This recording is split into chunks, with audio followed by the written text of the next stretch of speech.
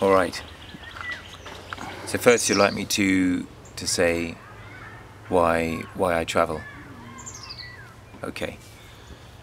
There's actually a very nice Arabic expression which is travel is victory, and I think victory is meant not in a sense of conquest, not in the conventional sense of conquering, but it's about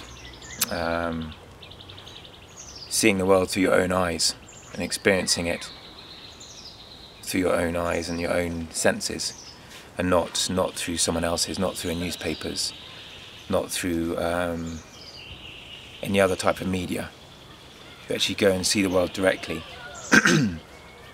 and see that actually it's not all bad news, it's not all war, it's not terrorism or violence. That's only a very small percentage of the truth, of reality.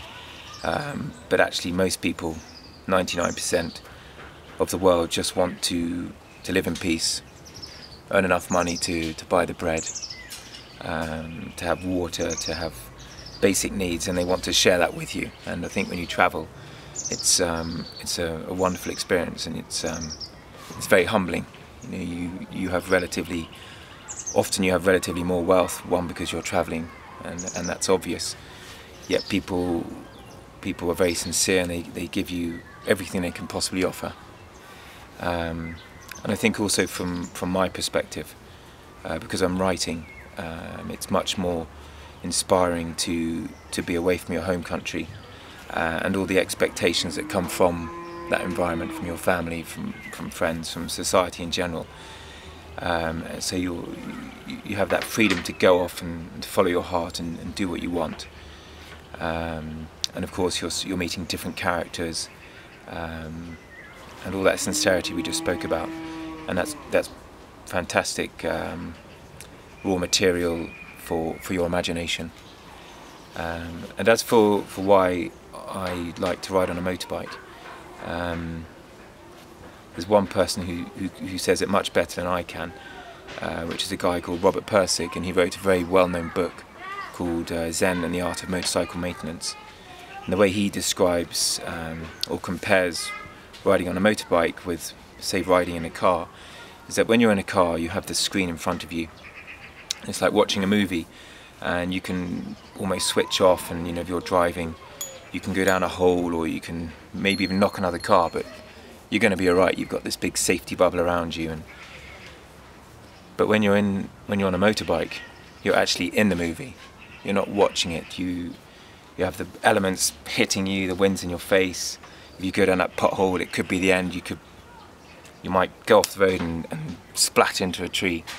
So on a motorbike, you're in the moment.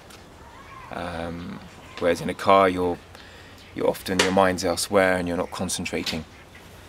So that's what I love about being on a motorbike.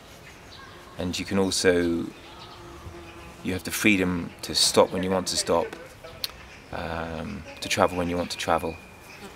And I think in a way on a motorbike you sort of cheat time, because if you stop in those special places, for example on a mountain pass, which if you're on a bus you go straight over it, but you're on a motorbike, you're on your own, you have the freedom to stop. You get off your bike and you just sit there, and I think those moments are priceless, and they're timeless. And I like that. It's nice to cheat time and make basically a lifetime out of one moment.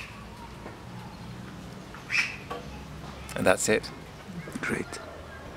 Is that all right? Yeah, that's very alright. Very alright, man. Good.